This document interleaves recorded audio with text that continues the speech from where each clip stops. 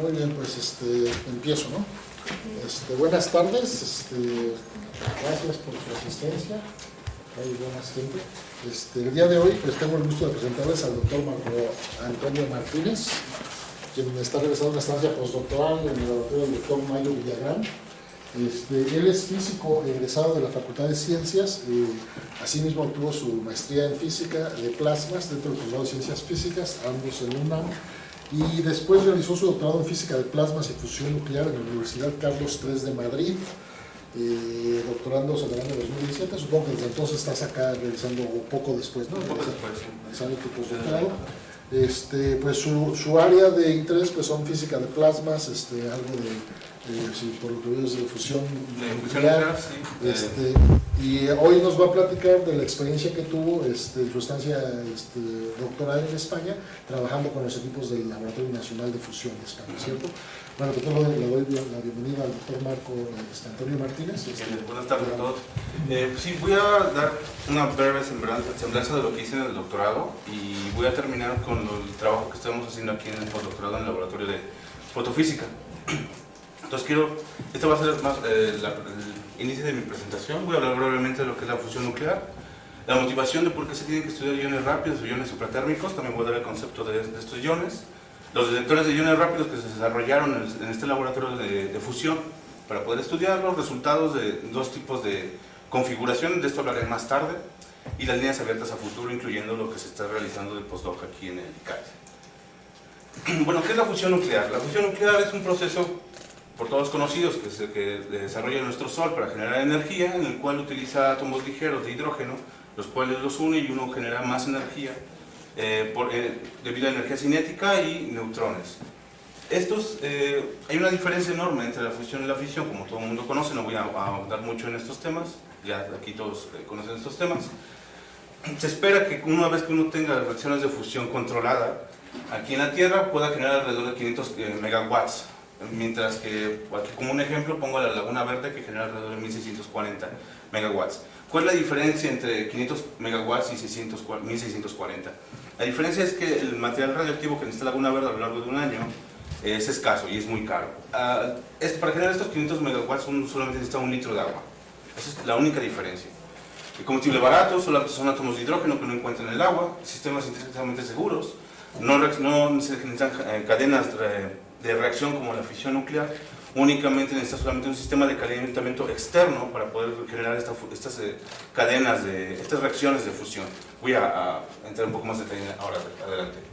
Los gases resultantes de fusión no son un efecto invernadero, y la radioactividad de un reactor puede ser mitigada. En realidad se dice mucho que los reactores de fusión nuclear son 100% seguros. Eso no es cierto completamente. Hay radiación de rayos X y hay muchísima radiación de neutrones. Estos neutrones se depositan alrededor de las cámaras de vacío, las campanas y en los alrededores de donde se encuentran los laboratorios, pero lo único que hace el laboratorio es diseñarlos de tal forma que una vez que estos queden completamente contaminados, se queden en ese lugar y los puedan enterrar. Es decir, la cantidad de radiación que quede, la cantidad de basura que se genera al final es menor que con los residuos radioactivos generados por fisión.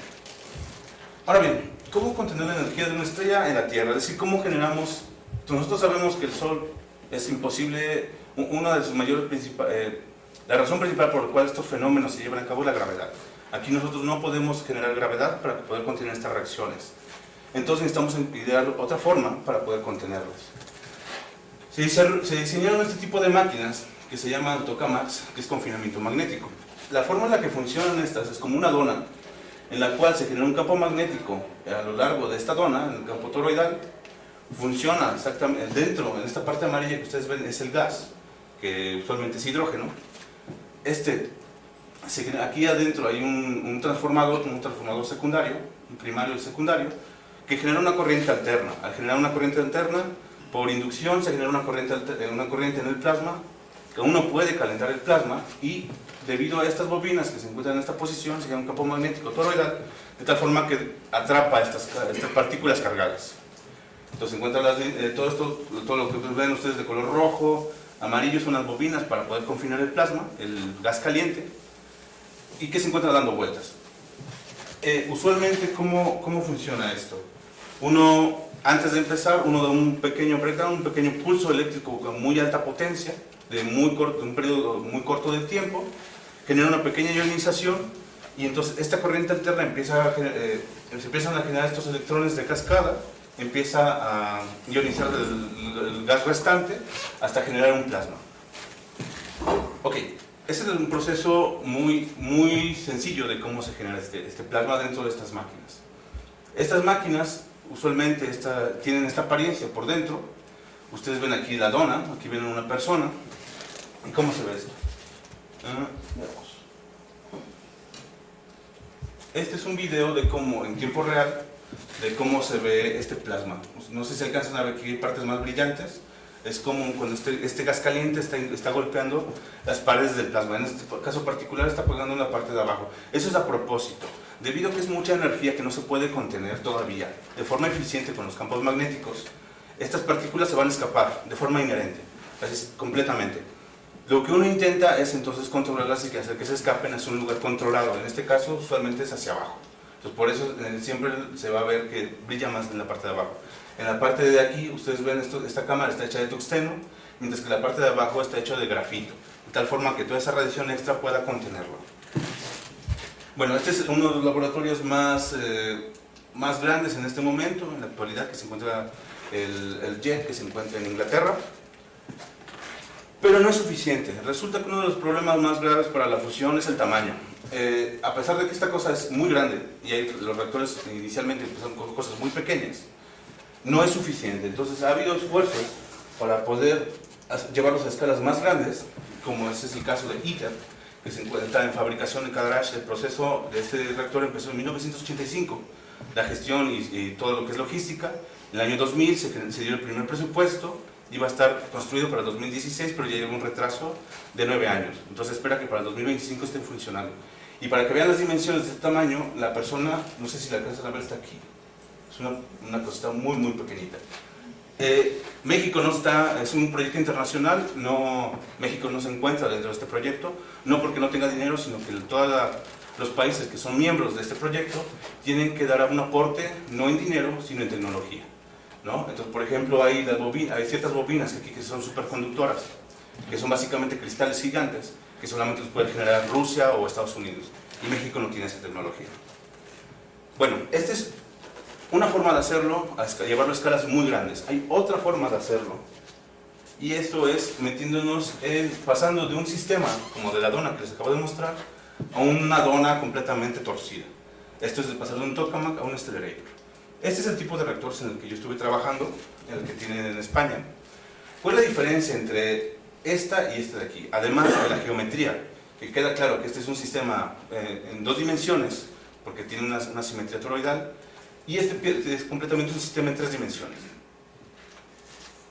Este sistema es muy sencillo, del tokamak es muy sencillo de construir. El problema es que tiene muchísimos problemas de inestabilidades en el plasma. Este de aquí, el accelerator, es muy complicado de construir, pero las inestabilidades se mitigan. Tiene un mejor control, pero siempre es muy complicado construir esto, además que es mucho más caro. De acuerdo. Este es el laboratorio del accelerator en Madrid, en CIMAR, con el cual estuve trabajando. Aquí, claro, ustedes no pueden ver la cámara porque se encuentra completamente aquí adentro. Todo lo que ustedes ven de color rojo es las bobinas, y todos los demás aparatos son sistemas de diagnósticos para poder hacer mediciones de cualquier tipo.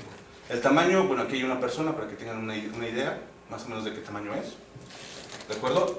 Usualmente este laboratorio no es nada más lo que yo muestro aquí en la fotografía, no es solamente de este tamaño. De hecho, estamos en el segundo piso. En el piso de abajo se encuentra todo el sistema de vacío. En el piso de al lado, en el edificio de al lado, perdón, se encuentra todo el sistema de cómputo. En el otro edificio se encuentra toda la parte de criogenia. Y luego en otro edificio se encuentra toda la parte de alimentación de bobinas. Resulta que usualmente para poder generar los campos magnéticos, necesitan corrientes eléctricas muy intensas, de alta potencia y en tiempos muy cortos. Usualmente uno tiene un sistema de capacitores muy grande, una cámara llena de capacitores, que los descarga en forma de cadena para poder alimentar todo el sistema. Pero hay sistemas que son muy grandes que no pueden hacer eso. Este en particular no puede. ¿Por qué? Es porque necesitan demasiada energía. Lo que utilizan es un motor como me parece que es de 4 metros de largo, una barra central de 1 metro de acero de diámetro por 5 metros de largo, y lo que hacen es hacerla girar. Y en determinado momento la frenan. Cuando la frenan, toda esa energía cinética se transforma en un pulso eléctrico que alimenta todo el sistema por alrededor de 400 milisegundos, nada más. Todo el sistema se encuentra aislado de la ciudad, le alimenta directamente una hidroeléctrica para poder satisfacer todas las demandas de energía. Bueno, y este no es de los más grandes. Okay. Este es un esquema de cómo se ve por dentro el TJ2 y algunos de los diagnósticos. Aquí podemos ver que hay interferómetros, espectrómetros, volómetros. Esto que yo le llamo SRH es Electron Synchronous Resonance Heating. Usualmente hay diferentes formas de calentar este plasma. Ya se los comenté, uno era por corrientes alternas, otro era utilizando microondas directamente. Esta máquina puede alimentar utilizando 2 girotrones, 2 calentamientos por microondas, uno situado en esta parte y otro aquí. Y además tiene un calentamiento por inyección de haces neutros. Es decir, las microondas, en la física de plasmas, las microondas, las radiofrecuencias usualmente alteran más a los electrones. Entonces lo que vamos a tener aquí, por este calentamiento por microondas, es que vamos a calentar electrones. Pero la fusión no se lleva a cabo por medio de electrones, sino por parte de los iones. Entonces hay que calentar los iones. Esa fue la forma más eficiente de calentar los iones, es por medio de colisiones. Entonces se tiene el Neutral Beam Injection, los NBI, uno aquí y otro aquí, de tal forma que pueden coexistir todos estos sistemas y poder calentar el plasma. ¿Por qué? Porque necesitamos llevarlos a un punto de densidad y de temperatura tan altos, como suficientemente altos para poder generar estas reacciones de fusión. Todos los sistemas de diagnósticos, incluyendo el detector de iones rápidos que se encuentra aquí, el espectrómetro Thomson, sondas de LACMUIR, que son sondas electrostáticas, todo el sistema de espectroscopía, que tiene muchísimas, todos los sistemas de bobinas de Mirnov, que son también muchísimas, que se encuentran alrededor de todo el reactor, todos son mediciones indirectas, ¿de acuerdo? ¿Por qué? Por la siguiente razón. Entonces voy a pasarles este video, quiero que vean qué es lo que pasa. Okay. Voy a detener ahí un momento. Este es un Torres Supra, este es un otro tokamak que se encontraba en Francia. En la parte de abajo, ustedes lo que ven aquí es la columna de plasma. La parte de abajo, como ya se los mencioné, que es la parte donde se dirigen estas partículas que son más energéticas y no se pueden contener, entonces se mandan a la parte de abajo. Este punto blanco que ustedes ven, esa es la inyección de haz neutro, que lo que se ve es que una vez que entra inmediatamente calienta el plasma. Y quiero que pongan atención en la parte de arriba. Y ahora les explico qué es lo que sucede.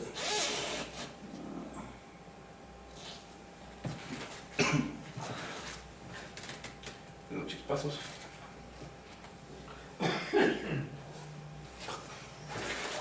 Lo que ustedes vieron fue una sonda electrostática hecha de tuxteno, del material que más soporta temperatura como conductor, y hubo un problema. Usualmente estas sondas se quedan en el borde de toda esta columna de plasma, pero hubo un error en el sistema, falló y entró de más. ¿Qué es lo que pasó? Que no soportó las temperaturas y densidades de este sistema y se fundió completamente.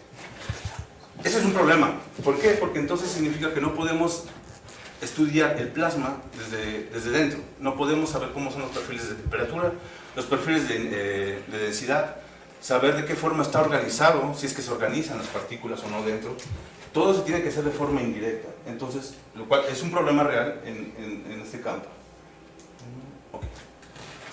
Ahora bien, teniendo ya esta base, sabiendo que no podemos estudiar directamente cómo se comportan las partículas dentro, el propósito de mi plática es hablar sobre iones protámicos. Entonces les voy a explicar cómo es que se hace, ¿no? Este es el laboratorio del CIEMAT, esto es lo que les comentaba. Este es, déjame explicar un poco, todos estos edificios de aquí es donde se genera el reactor, solamente esta parte de aquí. Necesita todos estos edificios para poder poner ese laboratorio. Ok, ya les mencioné que, bueno, se sabe, la fusión nuclear se lleva a cabo con los núcleos, con los iones. ¿De acuerdo? Los electrones no pintan tanto en este caso. Sabemos que van a ser muy importantes los iones, entonces es muy necesario investigar cómo es que se comportan dentro del plasma. Ya les mencioné que si tienen mucha energía, usualmente se mandan hacia abajo para evitar que estos se pierdan por otro camino. Pero eso es muy malo, porque ¿qué significa? Que se estén escapando significa que se está perdiendo energía. Entonces no nos interesa que se pierda energía, queremos conservar la energía. Tenemos estas curvas de aquí, esta es densidad, esta es temperatura, esta es de los electrones, y estos son de los iones térmicos, electrones térmicos y iones térmicos. Usualmente los electrones están alrededor de 1000 electronvolts, mientras que los iones están 100 electronvolts. Sin embargo, se han medido iones que tienen energías de varios kiloelectronvolts. O sea, yo en las mediciones de este reactor he medido iones hasta de 30 kiloelectronvolts. Esa es mucha energía. Si uno hace los cálculos, es muchísima energía que se está perdiendo solamente por estos iones que no sabemos ni de dónde vienen ni por qué se escapan, ¿no? Entonces, para poder estudiarlos, se diseñó... Perdón, aquí falta una imagen. Se diseñó este sensor. De acuerdo, esto lo que ustedes ven aquí es un corte de esta dona torcida, es un corte, ¿de acuerdo? Esto de aquí. Estas cosas que se ven, estas superficies son superficies de campo magnético. Las ondas se encontrarían en esta posición, lejos del plasma, porque ya vemos qué es lo que pasa si nos metemos, lo fundimos completamente. Este de aquí básicamente es un cilindro, dentro se encuentra un material luminiscente. Se encuentra diseñado de tal forma que tiene una pequeña abertura aquí, viene el campo magnético que entra en este caso hacia la pantalla, vienen los iones con cierto giro, y si tienen cierta energía, tienen el giro suficiente como para alcanzar este material luminiscente. Este material emite, si es que además del giro tiene la energía suficiente para excitar el material, emite luz y es captado por un fotomultiplicador. Este es el sistema que se desarrolló en el CIEMAT para poder estudiar una fuente de iones que acelera una cámara de vacío y podemos medirlo a través de un espectrómetro, ¿no? La lámpara de mercurio es únicamente para hacer ajustes de alineación. Se utilizaron varios materiales, se investigaron dependiendo del tiempo de decaimiento, el tiempo de respuesta, cuánta intensidad responde. En particular voy a mencionar ahora dos, uno que es el TG Green y otro es el JAPC. El TG Green se utilizó desde la campaña del 2007 hasta el 2015 y el del JAPC desde el 2015 hasta la fecha. Hay una diferencia enorme, voy a mostrar dos resultados en particular, uno con cada uno, y cómo es que cambia el sistema entre uno y otro, ¿no? Ok, se estudió estas son las respuestas del espectro luminiscente. Para el caso del JAPC se tienen estas curvas, que es dependiendo de la energía con la que inciden los iones en el material. Se encuentra una segunda línea que no se había observado en algún momento. Este material, se lo menciono, usualmente se utiliza para medir rayos X, se utiliza en los laboratorios de medicina para estudiar rayos X, pero nosotros lo vamos a usar con el propósito de estudiar iones, ¿no? Efectos espurios, se revisan que no haya interferencias electromagnéticas, ruidos electrostáticos, radiación ultravioleta en descargas dentro del mismo plasma, electrones de runaway. Estos electrones se escapan siempre del plasma, siempre se están escapando y están golpeando las paredes, y una vez que golpean las paredes se generan rayos X.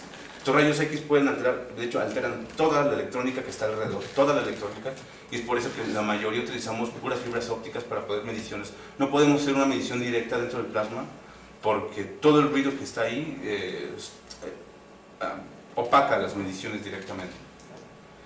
Este es el tipo de señales que uno mide. Uno intenta, este es para el caso del TG Green y a 1.25 MHz muestreando, se puede medir flujos de partículas, flujos de energía. Se desarrolló un software para hacer estudios de todas estas distribuciones de los iones, donde no se mide directamente la función de distribución, pero se mide el flujo de partículas que está directamente relacionado con las funciones de distribución. Ok, les voy a mostrar uno de los resultados. Este resultado que les voy a mostrar es utilizando ambos girotrones, los dos calentamientos por microondas. Uno se va a quedar constante, uno va a quedar alimentando siempre al plasma y el otro va a estar oscilando, de acuerdo en el tiempo. Y esto es lo que se observa. Estos son algunos diagnósticos, estas son las líneas por las líneas de carbono 5, viendo directamente las líneas de emisión, 227.1 nanómetros, las líneas de emisión de los electrones, rayos X duros, rayos X suaves, y la línea de densidad media. Este es lo que ve el detector de iones, y esto es uno para compararse únicamente la señal de rayos X suave. ¿Por qué se compara con la de rayos X? Porque usualmente si nosotros, siempre hay una duda con respecto a este sensor, es saber si efectivamente estamos midiendo iones o estamos midiendo electrones. Pero los electrones, la señal de los electrones siempre viene relacionada directamente con la señal de los rayos X, debido a la interacción que tiene esto con las paredes de la cámara. Entonces, si vemos un cambio que no corresponde, sabemos que no es debido a los rayos X. Pues nada más por eso está ahí. se estudian los decaimientos de estas señales. ¿A qué me refiero con esto? Usualmente en esta parte de aquí es cuando están los dos girotrones funcionando, cuando se encuentran los dos sistemas de alimentación funcionando. Si de repente uno lo apago, significa que estoy ingresando menos energía al sistema. Significa que en algún momento estos iones tienen que termalizarse con los iones que se encuentran de fondo. Entonces lo único que hacemos es hacer un estudio de tiempo, de decaimiento, para ver si efectivamente esos tiempos corresponden a simplemente una retermalización debido a colisiones. Y resulta que no, de hecho es mucho más rápido. Aquí tengo, para el caso de 2 a 3 kiloelectronvolts de estas energías, con las densidades que se tienen, se esperaría alrededor de 3-4 milisegundos, pero para el caso de 4 a 10 kiloelectronvolts, que es muchísima energía, se espera alrededor de 15 milisegundos, lo cual no funciona. Parece que hay algo dentro del plasma que está haciendo que se retermalice más rápido, que respondan más rápido de lo que debería. Para eso se hizo un modelo, que lo que se hace con este modelo, para no entrar en detalles, se estudia qué tipos de influencias tienen respecto a las aportaciones de energía de diferentes puntos de vista, es decir, los cambios con el tiempo, debido a las microondas, colisiones, intercambio de carga y desconfinamiento. Se hacen los estudios, esto se puede estudiar, este modelo teórico se puede hacer tanto de forma teórica como forma experimental, salvo un detalle. Dentro de este término de aquí, el intercambio de carga, depende directamente de la densidad de neutros que se tenga en el plasma. No solamente tengo electrones, tengo iones, sino también neutros. ¿Qué es lo que pasa con los neutros? Que los neutros es muy difícil seguirlos dentro del plasma. Es muy difícil saber cómo es que están distribuidos dentro. Se tienen códigos, como es el código Irene, que predice que en esta parte tiene esta densidad, mientras que mi teoría dice que tiene esta de aquí. Está un poco por arriba, pero no está alejado de es lo que se espera dentro del error. Corroborar esto es muy difícil, porque medir la densidad de neutros es muy difícil. Entonces, este detector, si le creemos, podemos usarlo de otra forma, y en lugar de ser, en vez de medir densidad de neutros para corroborar mis mediciones, puedo usar mis mediciones para corroborar densidad de neutros, algo que no se puede hacer en los otros reactores. Entonces, esto es algo extra. Estos son otros resultados. Después de años, el detector se lleva implementado desde el año 2007 en este reactor. No es el único reactor, hay al menos otros 2 reactores en el mundo que también utilizan este sistema de detectores para poder estudiar iones supratérmicos. Y lo cierto es que aún no entendemos ni de dónde vienen, ni por qué están ahí, ni por qué se desconfinan. Sabemos, así a muy grosso modo, que se comporta muy diferente si se calienta por microondas, si se calienta por gases neutros, y dependiendo también de la polarización de estas microondas se comporta de forma muy diferente. No entendemos perfectamente de dónde viene. Este es una curva, algo más que no solamente se tienen los calentamientos, sino también las configuraciones de campo magnético. Es decir, el campo magnético que va alrededor de la parte toroidal puede modificarse, el giro, el spin que hace este campo magnético. Y eso modifica muchísimo la física de la fusión como tal, como del plasma, pero también de los iones exotérmicos. Entonces, en este caso, por ejemplo, es una variación de campo magnético. Vemos una intensidad muy alta y después muy baja cuando está cambiando el campo magnético, lo cual no debería. ¿Qué significa esto? Aquí significa que estas energías, estos iones están ocurriendo en energías más altas, pero es campo magnético. El campo magnético no debería aportar ninguna energía, pero sin embargo pasa. Entonces es algo que no entendemos completamente. Bueno, ese es uno de los resultados con el primer detector. El segundo detector se mejoró, es parte de lo que yo hice ya en la tesis doctoral. Bueno, mejor dicho, lo que yo hice. No solamente cambié el tipo de material, sino cambié también el tipo de velocidad de adquisición. Pasé de tener una señal de este modo, que es la azul, a una señal de este modo. Dejo de tener una señal continua, si se puede decir así, a una señal directamente, un contador de pulsos. Entonces puedo medir directamente los iones individuales de todas las descargas. Se corroboran los... la diferencia es que este material ahora emite a 27 nanosegundos, mientras que el anterior emitía 540 nanosegundos, y el muestreo pasa de ser de 1.5 MHz a 1 GHz, ¿no? ¿Por qué quiero eso? Nos dimos cuenta, sabemos, en la física de fusión nuclear, que hay fenómenos muy rápidos, que pasan en tan solo unos cuantos microsegundos, que afectan directamente al plasma. En este caso, aquí les voy a mostrar uno, que son los ELMs, es localizado de MOX. Lo que estamos viendo de este lado es un plasma. Mientras se vea negro, es que está estable. De repente salen unos hilos, y esos son inestabilidades que se forman en el plasma. Aún no queda claro por qué se forman, pero se forman. Pues ustedes ven, de repente estos se vuelven unos estallidos. Esto son expulsiones de plasma. El plasma viene con todo, con electrones, con iones, con los neutros. Entonces, si viene con los iones, viene directamente relacionado también con el propósito de estos estudios. Estos son fenómenos muy rápidos. Esto es para el MAS, este se encuentra en Estados Unidos. Esto es lo que se observa en el TJ2 en España, esto es con cámaras del visible. Uno puede ver aquí, este es el borde del plasma, y puede ver cómo se van desprendiendo estos hilos de aquí, ¿no? Aquí se ve cómo se desprenden.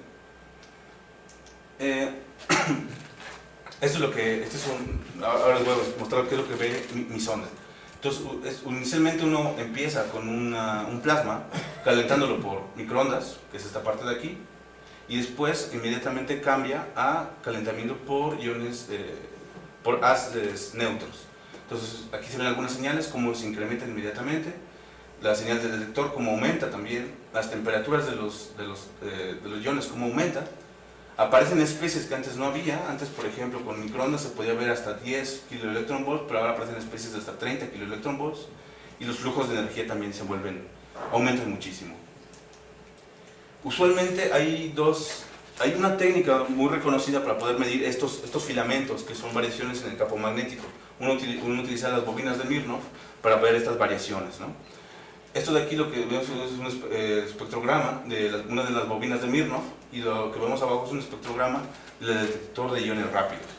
¿Cuál es la diferencia entre uno y otro? Bueno, les recuerdo que el detector de iones rápidos está mostrando una frecuencia más alta, entonces va a tener mejor definición en el tiempo y de manera espacial parece. Si ustedes pueden ver aquí, parece que hay un evento, es decir, uno de estos filamentos que se escapa, mientras que yo estoy midiendo dos. Aquí parece que solo hay uno, pero yo estoy midiendo también dos, uno más grande y uno más pequeño. Estas son las azules, es que no hay eventos. Esa es la parte negra que ustedes veíamos en el video, que no se observa nada.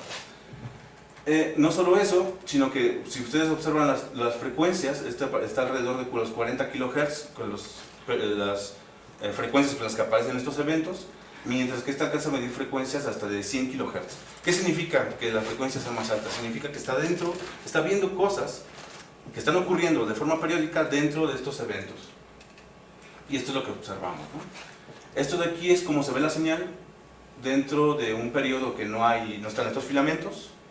Esta de la segunda gráfica es uno de los filamentos, ¿de acuerdo? Y dentro de ese filamento vemos que hay diferentes de estos blobs, de estos ráfagas pequeñitas. Esto ya también se conocía, pero nunca se había podido medir utilizando directamente iones. Tenemos suficiente resolución como para medir una de estas pequeñas ráfagas que ocurre tan solo en 10 microsegundos. Esto es de lo más nuevo que se ha publicado. Esto no parece la fecha, pero este es del año pasado. Esto no se ha hecho en ningún otro laboratorio. Aún quedan líneas de investigación abiertas. Tenemos que seguir investigándolo. Tenemos que modificar los ángulos de incidencia de la sonda, porque en este momento solo está en una posición, y dependiendo del ángulo con el cual entren los iones, vamos a poder distinguir entre diferentes distribuciones dependiendo de qué parte del plasma viene. Investigar el papel de los neutros, iones protóricos perpendiculares. Esto es una colaboración que estamos haciendo entre espectroscopía y iones y detector de iones rápidos, y investigar más las frecuencias de muestreo de altas frecuencias. Uno de los problemas que no mencioné es que ya se imagina, muestreando a 1 GHz durante una ventana de 400 milisegundos, es tanta información que uno tiene que apañárselas bien con toda la cantidad de datos que tiene que analizar, ¿no? Uno tiene que elegir muy bien sus ventanas, porque es imposible analizar esta cantidad de datos. Entonces se vuelven gigantescas la información. Se generó otro prototipo de esta sonda. La idea era mejorar la señal de relación ruido-señal. Se hicieron análisis numéricos y esto es algo que se quedó en el tintero también. Ahora bien, ¿qué es lo que estamos haciendo aquí? ¿Cuál es el propósito de aquí, de hacer el postdoc? Este es el sistema de análisis de los materiales luminiscentes utilizando una fuente de iones. Aquí la fuente de iones venía y se aceleraba a esta cámara. Nosotros podíamos controlar perfectamente la energía y poder analizar la señal. Mi propósito aquí es sustituir esta fuente de iones utilizando el plasma por ablación láser. Colocar aquí un pequeño acelerador por una diferencia de potencial y poder acelerar los iones. No me interesa, en este caso no me interesa llegar hasta los 40 kiloelectronvolts que yo les mostré con el sistema anterior. ¿Por qué? Porque yo lo que quiero, en ese caso, en este sistema, todo lo que les mostré, es para medir los iones que vienen de parte del plasma. Pero también les mencioné en alguna parte de la presentación que cuando estos iones escapan y golpean las paredes, se genera mucha radiación, pero no solamente se genera radiación, sino que se generan impurezas. Parte del tungsteno o parte del grafito que se encuentra en la parte de abajo se desprenden y contaminan el plasma. Esa contaminación afecta directamente el plasma y toda la física que se encuentra adentro. Seguir todas estas impurezas que se encuentran dentro es muy difícil. Uno usualmente lo hace por espectroscopía, pero suele ser muy complicado. Entonces, mi idea es poder desarrollar un detector parecido. En lugar de ver directamente los iones que vienen del plasma, medir los iones de las impurezas que vienen directamente debido a estos desprendimientos de las paredes. Por supuesto, no se van a calentar a los kiloelectronvolts, sino con unos cientos de electronvolts.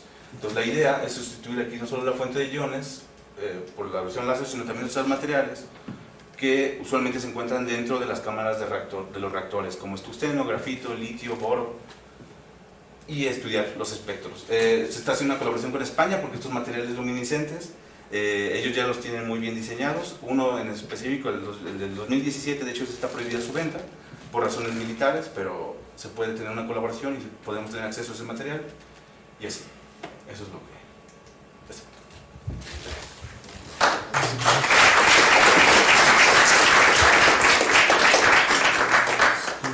¿Tienen algunas preguntas? Bueno, yo tengo una duda sobre, bueno, es un par de dudas, ¿no? La primera es, ¿tienes un sistema que te permita calibrar tu sonda? O sea, unos iones que, bueno, de los que tú estudiaste en el doctorado, que tú digas, si quiero implementar mi sonda en otro dispositivo experimental, este es el sistema donde yo ya conozco la relación ruido-señal bien, donde me da, y ya con eso sé que la sonda que diseñé está bien. Y la segunda era, ¿qué complicaciones experimentales hay para implementar la sonda físicamente? O sea, para orientarla de manera adecuada, porque suena que es un trabajo experimental muy delicado. Ok, este sistema, este es un laboratorio aparte, o sea, esto no está dentro del reactor, esto es otro laboratorio aparte, y aquí es donde se hace toda la caracterización de materiales. Entonces sí tenemos todas las condiciones para hacer esa caracterización y poder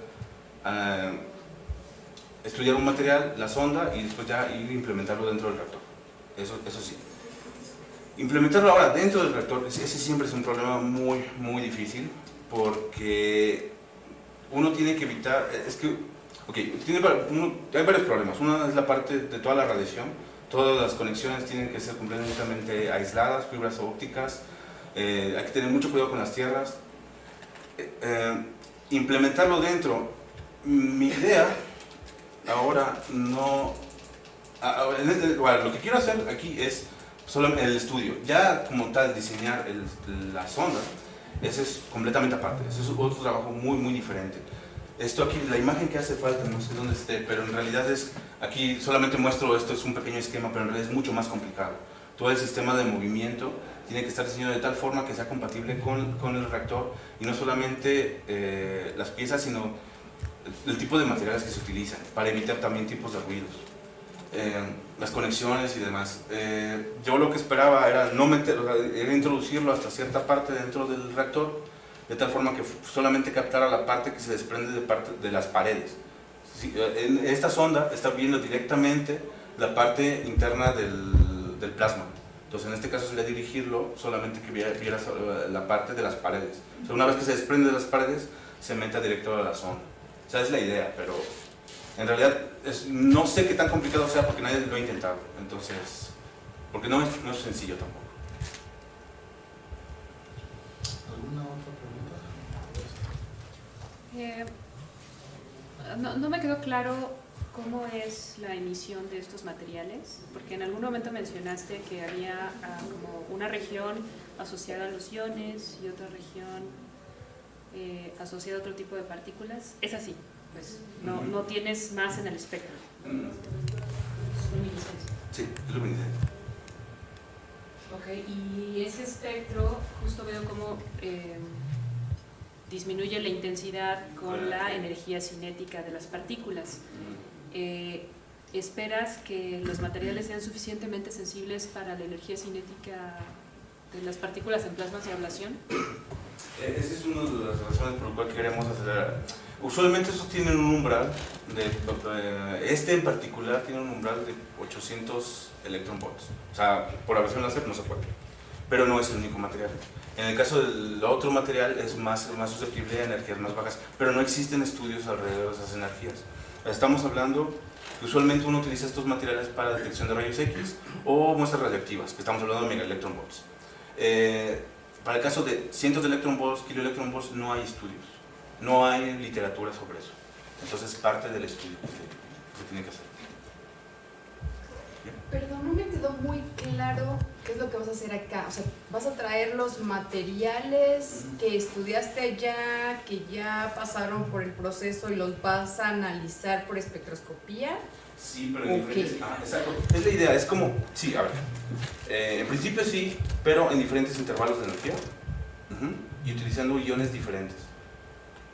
Perdón, ¿y esos iones tú los vas a generar aquí o los vas a generar allá? No, aquí por abrasión láser. Por abrasión. Por abrasión láser. Sí. Para otro propósito, claro. Sí, sí. Es parte de la colaboración que se está haciendo con España. Ya, gracias. Va a traer el tocador. Sí.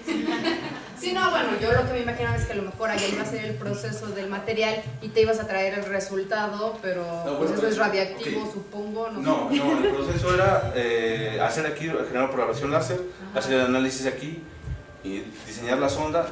Yo, como tengo la colaboración con ellos, básicamente sería retirar el cabezal de la sonda que ahora se encuentra, sustituir este nuevo cabezal con el nuevo material, porque ya la instalación ya se encuentra dentro del reactor, y intentar hacer análisis con eso. Solo que hay un detalle que pues, no es sorpresa para nadie, que es el dinero. Entonces ahora el reactor se encuentra en stand-by debido también al presupuesto que tiene España. Entonces espera que por fin empiecen operación nuevamente este año. Pero claro, si no está en operación, bueno, esto va a ser un poco más complicado. Esta sería que una contribución tecnológica, digamos, ahora sí al reactor, Sí, a través del detector o del... Sí, en realidad este cambio que se hizo para el nuevo material es completamente nuevo. Inmediatamente esto lo llevé a un congreso y todo el mundo se volvió loco, porque las últimas gráficas que les mostré que puedo medir estos filamentos con esa velocidad, nadie lo había podido hacer. Entonces es directamente una contribución al área de fusión, es así como completamente. ¿Y eso ya lleva la bandera de México? No, no, falta mucho. Es que decía, Sí. ¿no?, que había que entrarle con una contribución tecnológica, ¿no? No es suficiente. Bueno. No es suficiente. No, pero se están haciendo esfuerzos, hay un grupo de fusión pequeño, pero aquí en México, del cual soy parte. Se están haciendo contribuciones más teórico que experimental, porque cualquier cosa que sea experimental requiere mucho dinero y no tenemos laboratorios. Pues veo que sí hay dinero en México, lo has dicho. Bueno. Pero este tipo de contribuciones, bueno, siempre dan sustento a que se puedan hacer cosas aquí en México. Perdón, en los aceleradores del Instituto de Física o en el ININ o algo, es decir, ¿hay alguna relación con ellos o no tiene que ver, digamos, un experimento o una investigación como esta, por ejemplo? Bueno, no hay directamente como tal trabajo en conjunto en este momento, pero no significa que no se pueda hacer. Sí, se puede buscar una colaboración, sí. No, solo que recordemos que hay cosas diferentes. Sí, por eso te preguntaba, ¿no? Sí. ¿Te correspondía lo mismo o son...? Sí, bueno, por ejemplo, lo que yo quería... es que son muchos detalles. Por ejemplo, los aceleradores de iones que tiene el Instituto de Física, por ejemplo, tienen mucha más energía y suelen ser mucho más intensos. A mí lo que me interesa, porque estoy pensando en la parte de las impurezas, son menos energía y en menos cantidad. Entonces, por ejemplo, en la parte de aquí de ablación láser, voy a poder discriminar mejor la cantidad de iones que tengo, porque necesito ver cosas muy pequeñas. O sea, no es como ver una distribución enorme y que llegue de golpe y que el detector lo va a ver, no. Necesito ver cómo está estructurado. Entonces, un golpe de estos de aceleradores no me va... Siento que no me va a servir, no sé. Es como parte del trabajo. ¿Alguna última pregunta? Un comentario. Sí hay una división de fluidos, de plasmas en la Sociedad Mexicana de Física, donde nos reunimos al menos anualmente en el Congreso, y ahí surgen las colaboraciones. Hay pocos equipos así de fusión. De hecho, acá había uno en el Instituto Nuclear, donde él hizo la tesis, ¿no? El Plasma Focus, que era un aparato así de alta energía, pero ya lo desmantelaron. O sea, quedan pocos instrumentos de fusión, pero de todas formas hay una división de fluidos donde nos reunimos y bueno, cada uno cuenta sus expertise para colaborar, ¿no? Y la otra, no sé si lo dijiste porque llegué tarde, pero cuando nosotros conocimos a Marco, él estaba trabajando en fusión y en ese equipo de Plasma Focus, que hacía una descarga cada 30 minutos. ¿No? Sí, 10 minutos yo creo. Bueno, se tenían que cargar los capacitores. Y entonces él estaba con la sonda triple. Y bueno, ahí nos conocimos y después vino acá, justamente porque acá tiene 10 pulsos por segundo, digamos, de los plasmas de ablación. Entonces pudo calibrar, entender mejor la física y todo, diseñar sus ondas con una descarga bien repetitiva. Porque además el Plasma Focus los pulsos son bien irregulares, ¿no? En cambio acá son muy constantes, entonces así surgen las colaboraciones, ¿no? Y después él se fue a hacer el doctorado y ahora está de vuelta, digamos. Bueno, si no hay más preguntas, pues agradecemos al doctor.